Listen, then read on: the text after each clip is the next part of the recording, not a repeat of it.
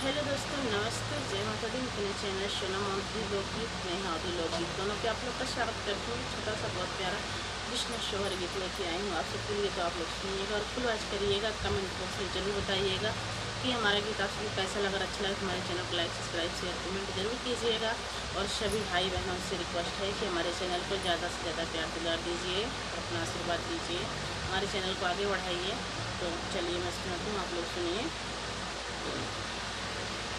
जेहि दिन जनमे कान्हैया धरतिया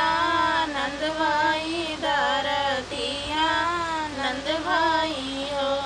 सखिया बाजे लगिया नंद बधैया उठान लागे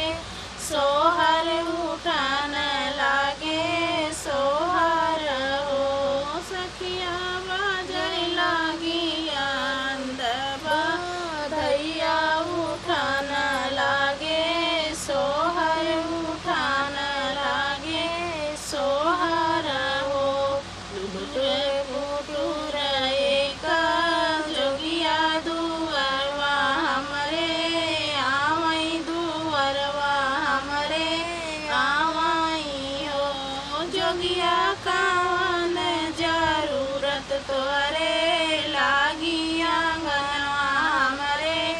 आया आंगनवा हमरे आया हो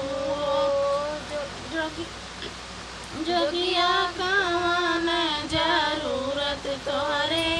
लागी आंगन हमरे आया आंगन हमरे आया हो की हो जोगिया बीते ले ब्या की अंग वस्त्र ले ब्या की अंग वस्त्र ले ब्या हो जोगिया की ले ब्या कांचन थाल या वाटी आंगनवा से जाब्या आंगनवा से जाब्या हो जोगिया की ले ब्या कांचन थाल आंगनवा से जाब्या आंगनवा से जाब्या हो नहीं रानी बिक हम ले बैना अंग वस्त्र ले बैना अंग वस्त्र ले बाई हो रानी नहीं ले बाई कांचन थाल आंगनवा नहीं छोड़ बाई आंगनवा नहीं छोड़ बाई हो रनिया नहीं ले बाई कांचन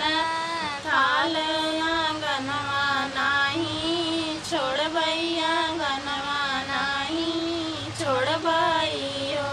तुही मोरी रानिया से रनिया तुम्हारी ठाकुराइन तुम्हारी ठाकुराइनी हो रनिया कान देखान हम आए देखी के लौटी जावई देखी के लौटी जावई हो रनिया कान देखान हम आए देखी के लौटी जावई देखी के लौटी जावई हो की हो जोगिया तो हाई ता जोग जानाया तो न जानाया तो न जाना हो जोगिया बाराई दिन के कान नैया नजर लगी जई नजर लगी जई हो जोगिया बाराई दिन के कान नैया नजर लगी जई नजर लगी जई हो नहीं हम जोग नहीं हम जोग जानी नहीं हम टोना जानी नहीं हम टोना जानी रानी हम काऊ आई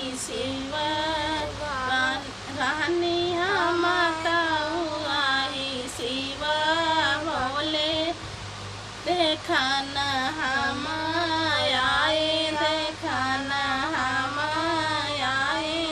हो रानी हम यही शिव भगवान कन्हैया देखे आए, आशीष दे जाए नियो। तो दोस्तों थोड़ा बहुत चूक हो गई है तो माफ़ कीजिएगा और आप लोग फुल वॉच करिएगा।